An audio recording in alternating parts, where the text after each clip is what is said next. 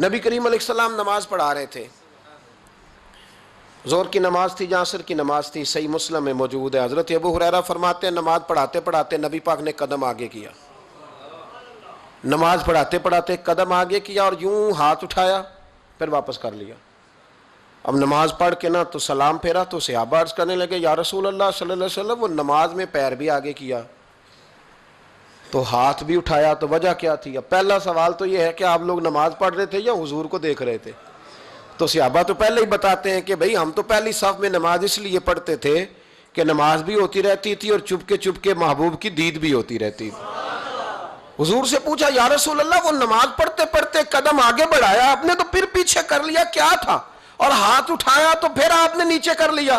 تو نبی کریم فرمانے لگے نماز پڑھاتے پڑھاتے جب میں نے کہا نا سمیع اللہ لمن حمیدہ، اچانک میری نظر اٹھی تو جنت میں چلی گئی، نظر اٹھی تو جنت میں، تیرے لیے 2-4 قدم عرش بری ہے۔ تو محبوب فرماتے ہیں جب میری اوپر نظر گئی نا تو میں نے دیکھا کہ انگوروں کا ایک خوشہ لٹک رہا ہے جنت میں، تو میں نے ہاتھ بڑھایا کہ توڑ لوں۔ حضور کھڑے ہیں مسجد نبوی میں اور فرماتے ہیں کہ میں یہاں کھڑے ہو کے ہاتھ اونچا کروں تو میرا جنت تک پہنچ جاتا ہے۔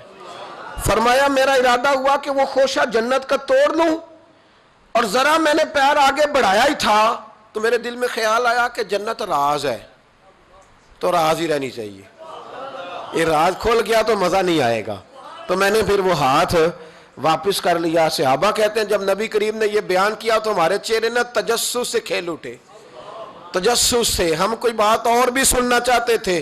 تو محبوب فرمانے لگے اگر میں وہ خوشہ توڑ کے لے آتا اور تمہیں دے دیتا تم قیامت تک بھی کھاتے رہتے تو تم سے ختم نہیں ہونا تھا۔